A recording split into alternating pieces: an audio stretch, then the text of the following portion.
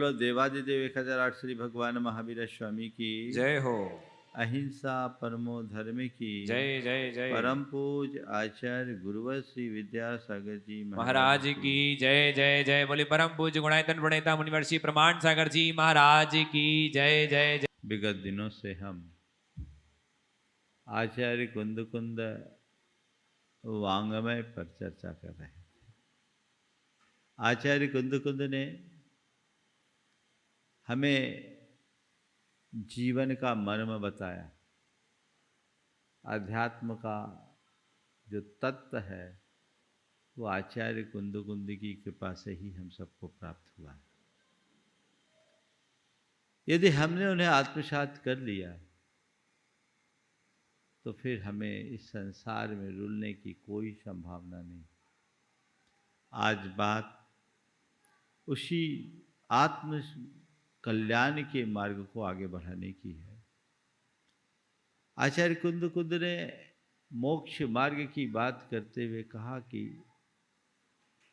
रत्नत्रय से मोक्ष मार्ग पुष्ट होता है और उसका प्रथम अंग सम्यक दर्शन है। और सम्यक दर्शन अत्तागम तच्चानम सद्धनम होई सम्मतम कह के उन्होंने तत्व के रूप में, अर्थ के रूप में सम्यक की श्रद्धान करने की बात को सम्यक निरूपित किया। एक गाथा जिसके आधार पर हमारी सारी विवेचना एक लंबे समय से चल रही है। भावा जीवा जीवा पुन्नम पावम च आशवम तेसी संवर निज्जर मोक्षो संवर निज्जर बंधो मोक्षोय ते अट्ठा। बात आश्रव तक की हो गई थी, आज बात संवर की है। संवर का मतलब होता है रोकना। संवर शब्द सम और वर से बना है और ये जैन दर्शन का एक विशेष पारिभाषिक शब्द है। सम यानी सम्यक रूप से सही तरीके से, वर यानी अपनाने योग। जो सम्यक प्रकारेण वरेण्य है वह संवर है। बिना संवर के हमारा जीवनोद्धार नहीं हो सकता। अपना कल्याण अगर हम करना चाहते हैं तो कर्मों के आगमन को रोकना जरूरी है। कर्म हमारी चेतना को मलिन बना रहे हैं और वह हमारी दुष्प्रवृत्तियों के कारण है। हमने आश्रव के कारणों की चर्चा पुण्य और पाप के क्रम में और आश्रव के संदर्भ में बहुत व्यापकता से की। अब कर्म को रोके कैसे? संसार में हर प्राणी दुख से डरता है और सुख से को चाहता है कि नहीं? अगर हम देखें तो हर प्राणी के हृदय में एक भय है और एक कामना है। जो उपस्थित है उसका भय है और जो अनुपस्थित है, अनुपलब्ध है, उसकी कामना है। दुख सामने है जो हमारे लिए भय उत्पन्न करता है और सुख जो हमसे दूर है उसकी कामना है। ये दोनों चीज़ें, ये भय और कामना, हमें अंदर से उद्वेलित करती है। अपने जीवन की दिशा और दशा को बदलने के लिए हमें इस संदर्भ में बहुत गंभीरता और व्यापकता से समझने की जरूरत है। हमारे अंदर की जो वृत्तियां हैं वे ही कर्म को लाती हैं और हमारे अंदर की जो वृत्तियां हैं वही हमें कर्म से बचाती है। कर्म जब तक हमारी आत्मा से जुड़ेंगे, हमारी आत्मा, हमारी चेतना कलंकित होते रहेगी और जब हम उसे नियंत्रित करेंगे तभी कहीं जाकर हम अपने जीवन का पथ प्रशस्त कर सकते हैं। सवाल है कर्म को कैसे रोके। मैंने अभी कहा एक वृत्ति है जो कर्म को लाती है और एक वृत्ति है जो कर्म को रोकती है। आप लोग रोज नल का प्रयोग करते हैं, नल खोलते हैं तो नल को खोलते समय क्या करना पड़ता है? टोटी को घुमाना पड़ता है। किधर घुमाते हैं? बाहर की तरफ। किधर घुमाते हैं? बाहर की तरफ घुमाने से नल खुलता है और भीतर की तरफ घुमाने से नल बंद होता है। रोज का अनुभव है। टोटी को जब बाहर की तरफ घुमाते हैं नल खुल जाता है, और भीतर की तरफ घुमाते हैं तो नल बंद हो जाता है। बस मैं आपसे इतना ही कहूँगा, बाहर की तरफ खोलना यानी आश्रव, भीतर की तरफ मुड़ना यानी संवर। चित्त वृत्ति का बहिर्मुखी होना आश्रव, और चित्त वृत्ति का अंतर्मुखी होना संवर। अपनी बहिर्मुखी वृत्तियों को नियंत्रित करके जब हम अंतर्मुखता की ओर बढ़ते हैं, तब कहीं जाकर हमारे जीवन का पथ प्रशस्त हो सकता है। अपनी वृत्ति को हम नियंत्रित करें, किसके बल पर? ज्ञान के बल पर।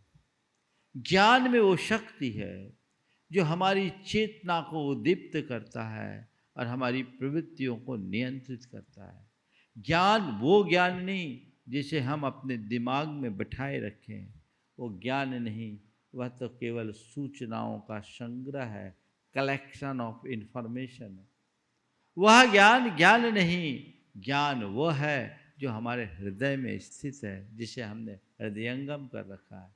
अपने हृदय के ज्ञान से हमारे अंतर में वो प्रेरणा जगती है जो हमारी समस्त वृत्तियों और प्रवृत्तियों को नियंत्रित कर लेती है। और जब हमारी आंतरिक वृत्तियाँ और हमारी बाह्य प्रवृत्तियाँ नियंत्रित होती है तो जीवन की दिशा दशा सब बदल जाती है। इसके लिए हमें सतत अभ्यास करने की ज़रूरत है।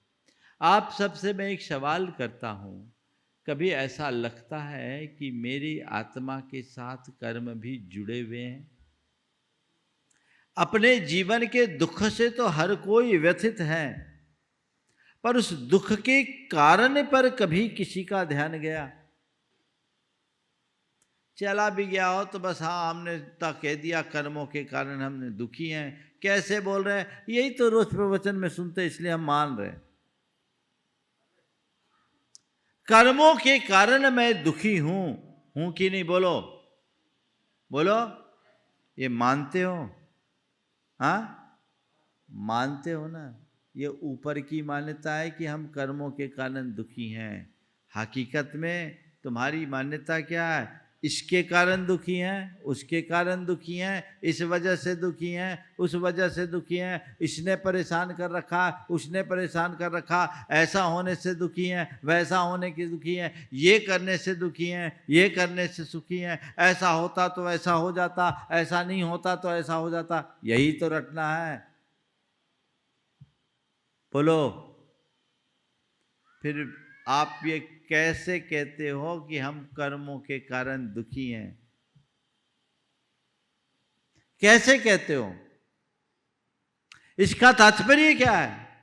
वस्तु स्वरूप का सच्चा श्रद्धान ही अंदर नहीं है तो हमारी अवधारणा कैसे बदलेगी?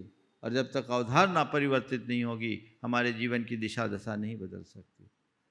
वस्तु स्वरूप की सच्ची अवधारणा होनी चाहिए। क्या है वस्तु का स्वरूप? सच्चे अर्थों में देखा जाए तो हमारे दुख का कारण न तो कोई बाहर का व्यक्ति या बाहर की परिस्थिति है, न ही हमारे कर्म हैं। कर्म भी हमें दुख नहीं देते। बहुत ध्यान से सुनना, हमारे दुखों का कारण न तो बाहर की कोई परिस्थिति है और न ही हमारे अंदर के कर्म है। ये हमारे दुख के कारण नहीं है। हमारे दुखों के मूल कारण हमारे अंदर का अज्ञान है। कौन है? अपने अज्ञान के कारण हम दुखी हैं, जो हमें राग देश और मोह की ओर प्रेरित करता है। और जब तक हम राग देश मोहात्मक प्रवृत्ति में जीते हैं, कर्म भी बंधते हैं, हमारी चेतना भी कलंकित होती है और हम दुखी होते हैं। हमने शास्त्रों में सुना है और चर्चाओं में कहते हैं, ये बंध है, ये निर्जरा है। कभी महसूस किया कि बंध क्या है और निर्जरा क्या है? किया क्या? मैं आज बता देता हूं। अंतर मन की आकुलता है, समझना हम बंध रहे हैं। आकुलता ही बंध है और निराकुलता का नाम निर्जरा है। यही भाव बंद और यही भाव निर्जरा है। अगर हमको सतत आनंद में जीना है और अपने आत्मा में जमे हुए कर्म कलुष को झड़ाना है, तो आकुलता से बचो और निराकुलता को भजो। क्या बोला? अगर अपने जीवन का सच्चा आनंद लेना है तो आकुलता से बचो और निराकुलता को भजो। आप लोग बोलते हो आत्म को हित है सुख सो सुख, आकुलता बिन लइए। आकुलता बिन कहिए, आकुलता शिव माहिनता ते, शिवमग लाग्यो चाहिए। अब बताओ ये लाइनें क्या कह रही है?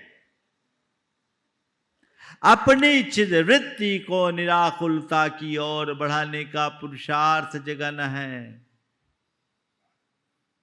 और वह जब जगता है तभी हमारा जीवन बदल सकता है। अन्यथा और कोई रास्ता या मार्ग नहीं है। तो हमारा मार्ग सुमार्ग बने, ऐसा उद्यम हो, ऐसा पुरुषार्थ अंतरंग में घट जाए, जीवन का उद्धार हो जाए, बेड़ा पार हो जाए। तो वो निराकुलता कैसे हो? तत्व ज्ञान से। संवर के संदर्भ में आचार्य कुंद की एक गाथा जो आज पंचाशती काय की है, वहाँ से मैं अपनी बात शुरू कर रहा हूँ। पता नहीं कितने दिन तक हम संवर की चर्चा करेंगे। हम तो कहते हैं हमें पूरे जीवन केवल संवर की चर्चा करनी चाहिए, संवर की अर्चा करनी चाहिए, क्योंकि आश्रव यानी पाप की चर्चा और पाप की अर्चा तो हम भव भव में करते आए हैं। अब हमारी चर्चा केवल पाप को रोकने की होनी चाहिए, कर्मों से बचने की होनी चाहिए, ताकि हम सुख दुख में, इस संसार के दुख से अपने आप को मुक्त कर सके। जस न विज्जति रागो दोषो मोहो वासवदव्येषु, नासवदि सुहम असुहम समसु दुखस विखुस।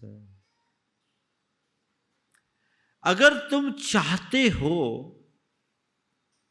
कि कर्म तुमसे जुड़े ही नहीं, तुम चाहते हो कर्म बंधे ही नहीं, पहले तो ये बताओ चाहते हो कि नहीं चाहते हो? हाँ, चाहते हैं।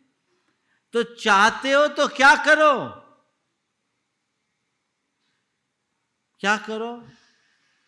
आकुलता मत करो। अभी मैंने कहा आकुलता बंद है। महाराज आकुलता नहीं करे तो आकुलता से बचे कैसे, ये बताइए ना। तो आकुलता क्यों हो? आकुलता क्यों आकुलता होती?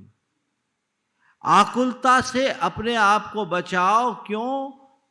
क्योंकि राग द्वेष और मोह जब तक है तब तक आकुलता है। तो जस न विज्जति रागो दोषो मोहो वा सब दव्येषु, नासवदि सुहम असुहम समसु दुखस विखुष। उस सम सुख और दुख में समबुद्धि रखने वाले श्रमण के लिए कोई कर्म का आश्रय नहीं होता। तो आकुलता से बचने के लिए, आकुलता के कारण राग द्वेष और मोह से बचो। अपने मन को टटोल कर देखो। 24 घंटे हर छोटी छोटी बातों में तुम्हारी प्रतिक्रियाएं किमात्मक होती है। कैसी होती है? राग रूप, द्वेष रूप और मोह रूप। इसके अलावा भी कुछ? राग रूप, द्वेष रूप, मोह रूप, यही प्रतिक्रियाएं होती ना। इसका परिणाम क्या? दुख है। बंध दुख है। अपने जीवन को दुख से मुक्त करना चाहते हो तो उसका ही मंत्र आचार्य दे रहे हैं। जस न विद्यति रागो दोषो मोहो वा सव्वदिर्दब्बेषु नासवदि सुहम असुहम समसु दुखस भिक्षुस। उस भिक्षुक के, उस मुनि के, उस श्रमण के जो सुख और दुख में सम बुद्धि रखने वाला है, किसी भी कर्म का आश्रय नहीं होता। मैं आपसे कहता हूं, पूरी तरह से हर स्थिति में सुख दुख में समभाव नहीं रख पाओ, कोई बात नहीं, पर कुछ जगह तो अपने आप को बचा सकते हो, जितना बचाओ।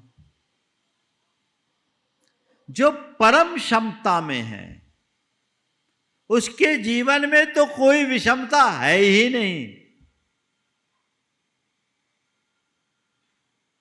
हरि मित्र महल मशान कंचन कांच निंदन तुतिकरण अर्घावतारन असी प्रहारन में सदा क्षमता धर। चलिए, ये तो महान योगियों के जीवन की परिणति होती है जो हर परिस्थिति में क्षमता रखते हैं। ये ध्यानात्मक परिणति है। पर मैं आज आपसे व्यवहारिक क्षमता को अंगीकार करने की बात कर रहा हूं। अपने व्यवहार में क्षमता। पहले ये बताओ, जीवन में जो चीजें घटती है क्या वो आपके नियंत्रण में है? जीवन में ऐसे बहुत सारी परिस्थितियां और प्रसंग होंगे जो आपके अनुकूल ना हो। आप उनको झेलते हो कि नहीं झेलते हो? कैसे करके? बेमन से, रो धो के, मन मार के झेलना तो पड़ती है। खूब हाथ पांव पटक लो, उसके बाद भी जब नहीं होती है, अंत में कहते क्या करें, हमारा नसीब ही खोटा है। अभी भी शिकायत तो है?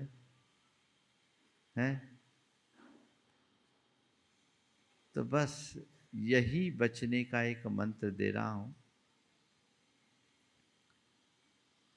और 4 शब्दों पर चर्चा करूंगा। स्वीकार, सत्कार, प्रतिकार और बहिष्कार। स्वीकार, सत्कार, प्रतिकार और बहिष्कार। आप लोग के जीवन में जब कभी दुख आता है तो क्या करते हैं आप? उसको स्वीकार करते हैं? नहीं। क्या करते हैं? उसका प्रतिकार करते हैं। और सुख आता है उसको तुरंत स्वीकार करते हैं। दुख का प्रतिकार करते हैं और दुख का बहिष्कार करते हैं। सुख को स्वीकार करते हैं और सुख का सत्कार करते हैं। सवाल प्रतिकार और बहिष्कार का है। क्या दुख के प्रतिकार से दुख दूर होता है?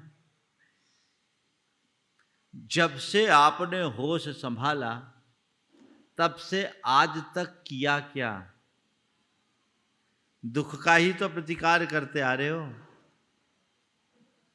होश संभालने की बात क्या बताऊं, अनंत जन्मों से आज तक केवल और केवल यही किया है, वह है दुख का प्रतिकार। लेकिन हुआ क्या? प्रतिकार होता है। मान लीजिए तुम्हारे सामने कोई प्रतिकूल परिस्थिति है, विपत्ति है, बीमारी है, विसंगति है, वियोग है, ये सब दुख का कारण है। आपने उसका प्रतिकार करने की चेष्टा की, क्या उसका प्रतिकार हो पाता है? खूब कोशिश करो दुख का प्रतिकार करने की। क्या प्रतिकार करने से दुख दूर हुआ?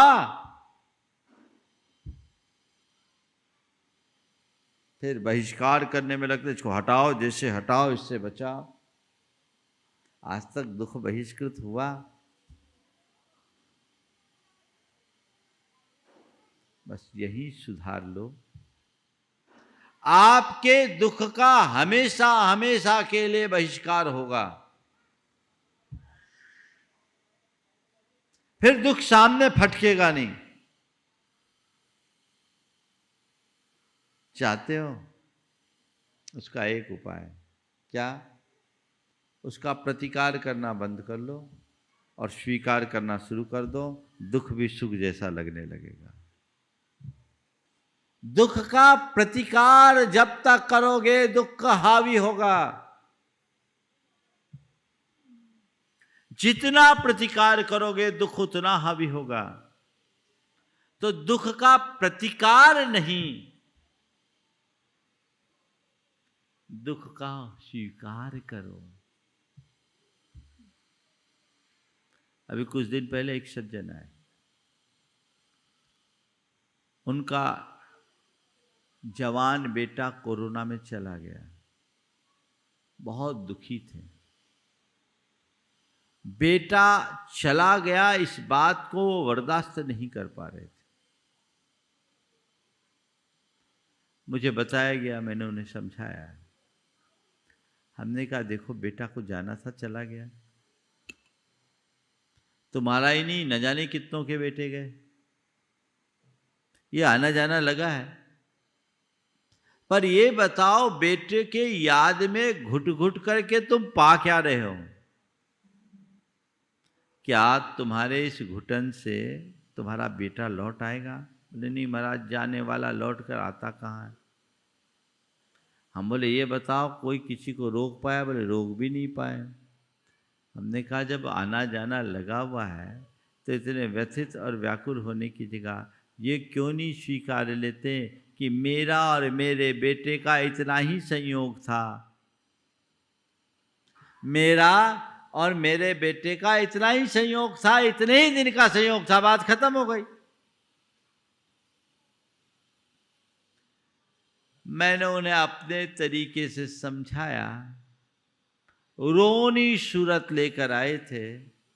देखते ही देखते चेहरे पर सहज मुस्कान बिखर गई।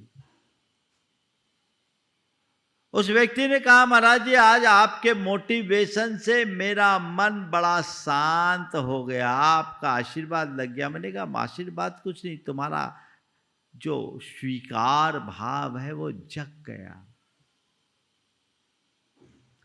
कोई भी स्थिति है, यदि आपने उसे स्वीकार लिया तो आपको दुख नहीं लगता। एक उदाहरण, पहाड़ पर चढ़ते हो, कोई मखमली स्पर्श होता है क्या? नंगे पांव चलते हो, ऊबड़ खाबड़ सड़कों पर चलते हो, इतनी ऊंची ठेठ पहाड़ी चढ़ते हो, शरीर को तकलीफ होती है कि नहीं होती है? फिर भी चढ़ते हो, तकलीफ महसूस होती हो, रोते हो क्या?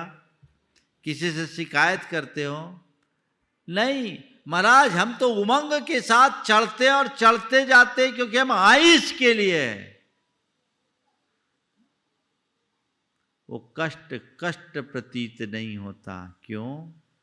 क्योंकि तुमने उसे स्वीकार किया है। क्या? तुमने उसे स्वीकार किया है। और इसकी जगह कोई आपसे कहे, और कहे क्या, कभी लिफ्ट खराब हो और 4 मंजिल चढ़ना पड़े, तो क्या होता है? क्या होता है? अरे भैया लिफ्ट खराब हो गई।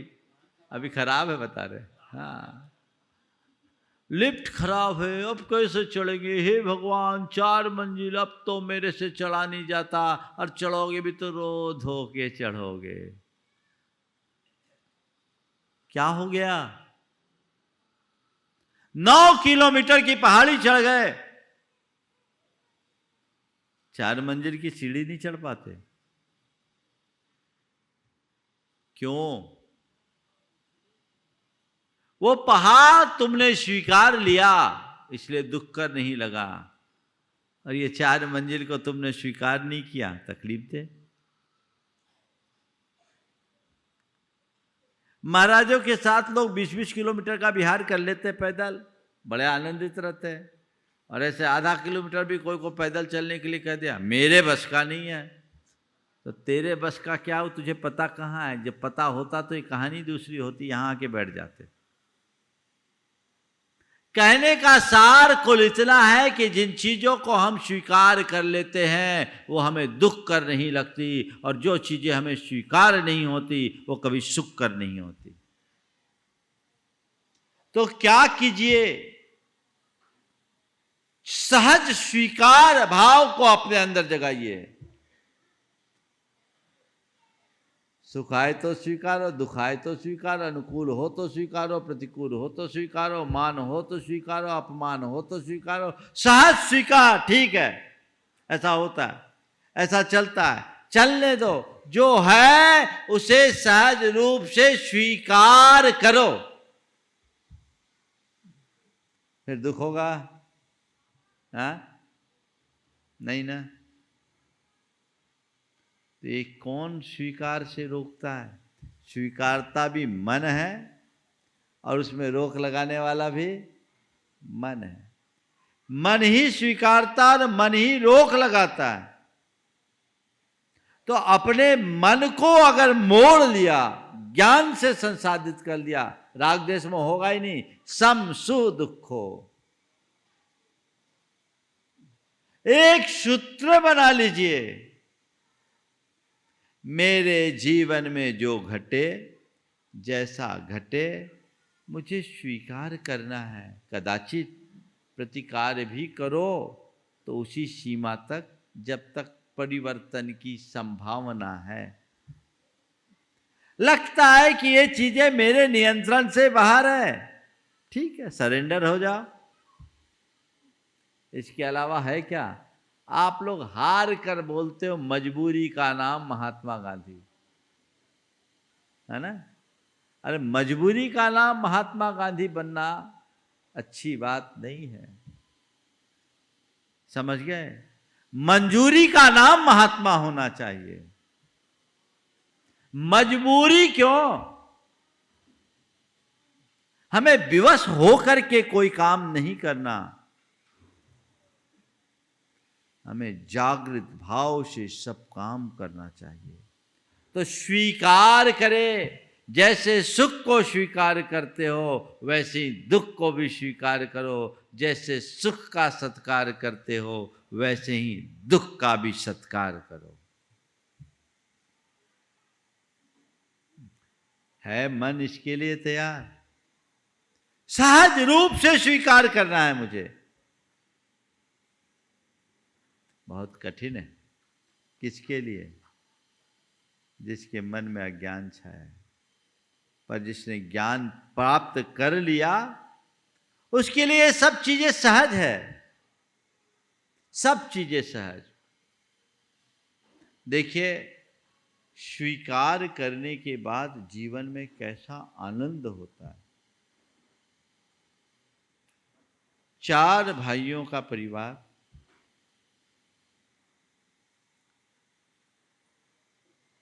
एक भाई पहले अलग हुआ और उसके बाद दूसरा भाई भी अलग हो गया। अलग क्या हुआ? सब कुछ हथिया लिया। 2 भाइयों के पास अगर देखा जाए तो ना कुछ के बराबर। लोगों ने सलाह दी कि भाई तुम्हारे साथ अन्याय हुआ है, तुम्हें इसका प्रतिकार करना चाहिए और अपने भाई पर केस कर दो। केस करोगे तो अपने आप बैकफुट पे आएगा और तुम्हारा काम होगा। क्या जवाब दिया? बोला भाई चंद संपत्ति के पीछे हम भाई के ऊपर केस करें, इससे अच्छा तो हमारा न जीना ही अच्छा है। हम केस क्यों करेंगे? और जितनी शक्ति हम भाई से लड़ने में खपाएंगे, यदि उतनी शक्ति हम अपने बिजनेस के ग्रोथ में लगा दें तो कहीं जाकर के और अच्छा कर पाएंगे।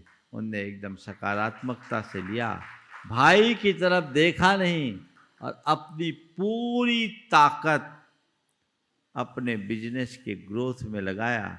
और कहते हैं आज उनकी स्थिति जो नाखुश थी उससे बहुत बेहतर बन गई, बल्कि स्ट्रॉन्ग बन गए और सामने वाला उल्टा नीचे आ गया। मैं पूछता हूं ऐसा आदमी दुखी होगा? और ये सब ले लिया ले लिया ले लिया, डिप्रेशन में चला जाए आदमी। मैं एक ही गांव में 2 व्यक्तियों को देखा, विपत्ति में डिप्रेशन और विपत्ति में मजबूती। एक युवक, एक व्यक्ति जो गोद में गया, अपने बड़े पिताजी के यहाँ गोद में गया, गोद में गया और उसके शेष 3 भाई और थे, पिताजी जीवित थे। बड़े पिताजी की बड़ी संपत्ति इनको मिली, अकेला हकदार था, पर अपने पिताजी के प्रति लगाव था। 3 भाइयों के लिए पिताजी ने जैसा कहा वो वैसा करता गया। पिताजी ने जो जैसा कहा वो करता गया। जिनके यहाँ गोद गया था वो माता पिता दोनों चल बसे थे। अब पिताजी को भी वो पिताजी की तरह देखता रहा। पिताजी ने जैसा कहा वैसा किया, लेकिन पिताजी ने सोचा ये सक्षम है, बाकी 3 बेटे थोड़े कमज़ोर हैं। उनने सारी चीज़ें अपने बेटों को दे दिया। अब जब ये इससे क्या करके बिना मतलब जानकारी के ये सब कुछ कर दिया, ये जब सुना तो इससे गहरा धक्का लगा, बर्दाश्त नहीं कर पाया कि मेरे पिताजी ने मेरे साथ धोखा किया। ये ठीक नहीं। वो आदमी आज भी डिप्रेशन में है, आज भी डिप्रेशन में है, पूरा घर बर्बाद हो गया। एक प्रतिक्रिया ये है, हालांकि उसके साथ जो हुआ अन्याय है, पर कर क्या सकते हैं? भावना में बह करके हर काम नहीं करना चाहिए, उसे समझदारी रखनी चाहिए। और दूसरी तरफ एक व्यक्ति ने अपने मित्र को उसके ज़रूरत को देखते हुए उसके कहने पर बिना लिखा पढ़ी के 40 लाख रुपए दे दिए। वो उतने रुपये उसकी हैसियत की अपेक्षा काफ़ी ज़्यादा थे, लेकिन बाद में मालूम पड़ा कि ये रुपये अब आने से रहे, क्योंकि मेरे जैसे कईयों से वो ले चुका। वो ओवर एस्टिमेट बिजनेस कर रहा था और इसकी टोपी उसके सिर करते हुए चल रहा था। अब रुपये आने वाले नहीं हैं। पत्नी को ये देखकर बड़ा दुख हुआ कि हमारी इतनी बड़ी कमाई चले गई, हमारे बच्चों के शादी संबंध का समय आने वाला, हम क्या करेंगे? ये सब छिन गया, अब कैसे करेंगे? पत्नी व्याकुल हो रही है। पति उसे लेकर मेरे पास आया, बोला महाराज इसको समझाओ। मैं सोचता हूँ ये 40 लाख रुपए गए, कुछ नहीं गए। हम यही समझते हैं जब हमने अपने कैरियर की शुरुआत की थी तो हमारे पास मात्र 500 रुपये थे। आज 40 लाख जाने के बाद भी इतना है कि हम किसी के कर्जदार नहीं और अपना काम कर सकते हैं। महाराज इसको समझाइए, 40 लाख चले गए, इसे नुकसान की जगह हम नसीहत क्यों न माने, ताकि आगे संभल करके चले और इससे अपने आप को बचा सके। इनसे बोले, और आज इसके हम अपने पुराने हिसाब को देखते तो कुछ नहीं था। हमारे पास घर भी नहीं, मकान भी नहीं, कुल 500 रुपया लेकर आए थे। किराए के मकान से अपने कैरियर की शुरुआत किए, आज हमारे पास 3-3 मकान हैं, अपना अच्छा कारोबार है और समाज में अच्छी प्रतिष्ठा है। चला गया गया, मेरी गलती से गया, पर अब उसको लेकर रोने धोने से क्या होगा, क्योंकि जिस आदमी के पास पैसा है वो अपना सब बेच देगा तो भी नहीं चुका सकेगा, इतना बड़ा कर्जदार है। इनसे कहो धन जाए जाने दो, चैन न जाने दो, क्योंकि धन फिर भी आ सकता है, चैन नहीं। पत्नी के लिए संबोधन दे रहा है वो, ये किसका फल है? स्वीकार। आप लोग क्या करते हैं? अब क्या होगा, अब क्या होगा, अब क्या होगा, सब छिन गया, सब लूट गया, सब लूट गया। अरे वो लूटा सब लूटा, तुम क्यों लुटा रहे हो? अंदर की क्षति से अपने आप को बचाइए, तब जीवन का असल आनंद होगा। तो स्वीकार करिए किसको? दुख को। सत्कार कीजिए किसका? दुख का।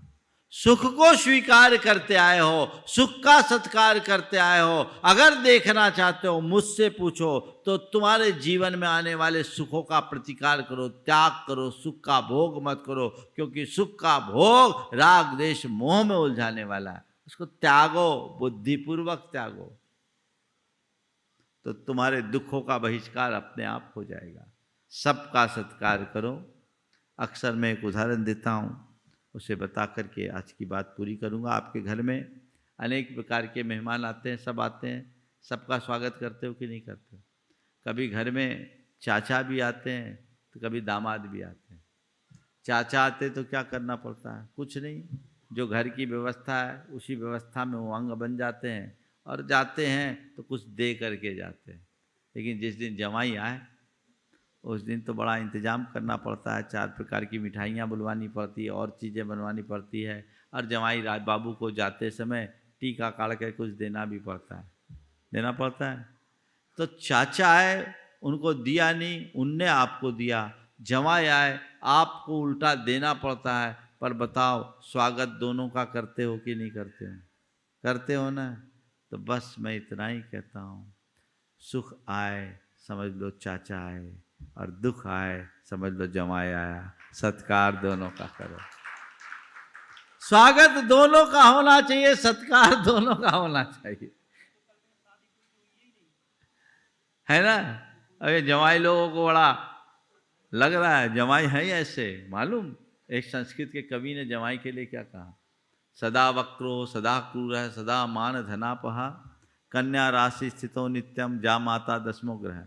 9 ग्रह तो सुना है, 10वां ग्रह जमाई है, जो हमेशा वक्री होता है, क्रूर होता है और मान धन को हरने वाला होता है। और कहाँ बैठता है? कन्या राशि पर बैठता है। तो ये चीज़ें अपनी जगह, लेकिन ये तो उदाहरण है, उस उदाहरण को समझते हुए अपने जीवन को आगे बढ़ाने की कोशिश करनी चाहिए। और सुख दुख में समभाव रखो तो तुम्हारा संवर होगा। एक सूत्र अपने अंदर जगा लो, आकुलता बंध है, निराकुलता मोक्ष है, वही मोक्ष मार्ग है। बस मुझे अब आकुल नहीं होना है, यत् किंचित प्रयास करना है, पर परेशान नहीं होना है। जीवन का सार हमारे अंदर आ जाएगा। उस सार तत्व को हम प्राप्त करें और जीवन का पथ प्रशस्त करें। इस स्वभाव के साथ मैं यहीं पर विराम दे रहा हूँ। बोलिए परम पूज आचार्य गुरुवर श्री विद्यासागर जी महाराज की।